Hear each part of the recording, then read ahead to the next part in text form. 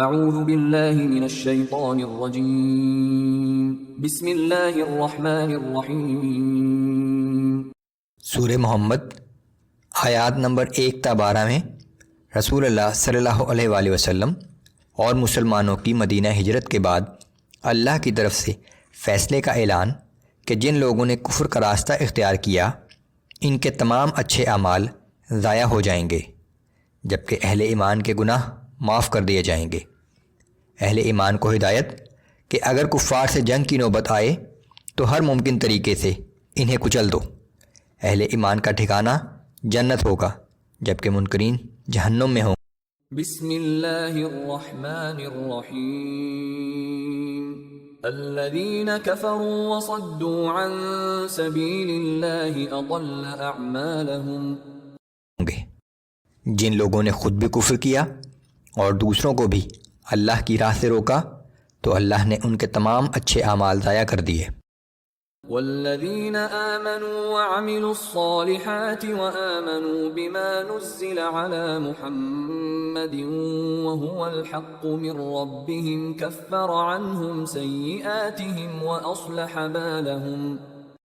اور جن لوگوں نے ایمان قبول کیا نیز اعمال صالح بھی کیے اور محمد صلی اللہ علیہ وآلہ وسلم پر نازل کیے گئے قرآن پر بھی ایمان لائے جو کہ ان کے رب کی طرف سے دین حق ہے، تو اللہ نے ایسے لوگوں کے گناہ زائل کر دیے اور ان کے حال کی اصلاح کر دی۔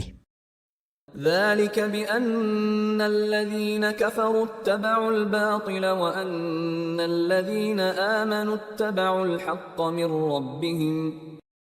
یہ فرق اس لیے ہے کہ جن لوگوں نے کفر کا راستہ اختیار کیا انہوں نے باطل کی پیروی کی، اور جو ایمان لائے انہوں نے اپنے رب کی طرف سے آئے ہوئے دین حق کی پیروی کی۔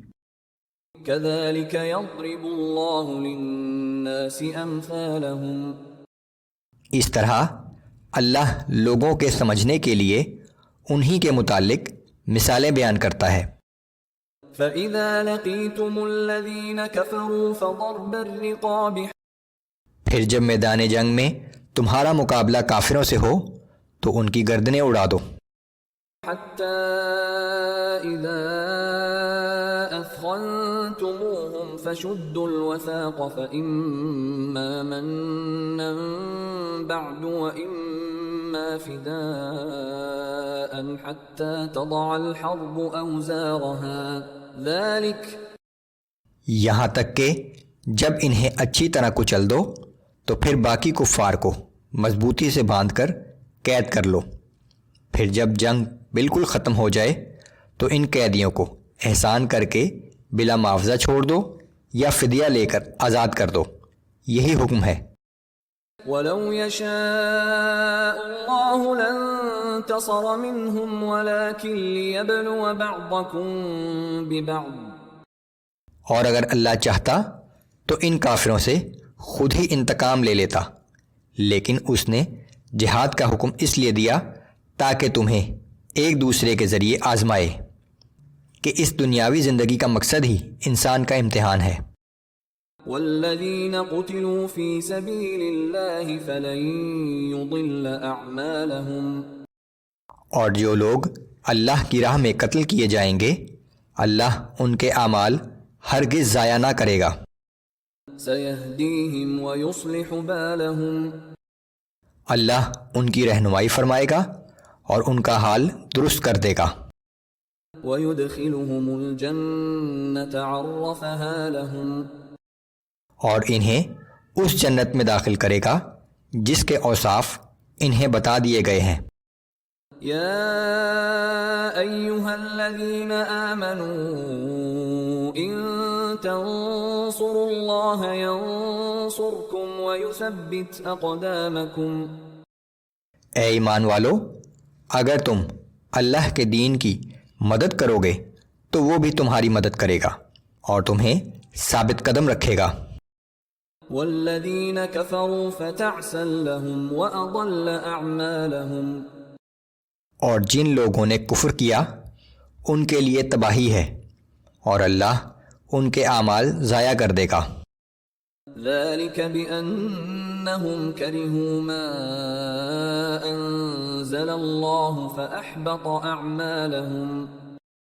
اس کا سبب یہ ہے کہ انہوں نے اللہ کے نازل کردہ احکام کو ناپسند کیا، لہٰذا اللہ نے ان کے اعمال نیست و نابود کر دیے۔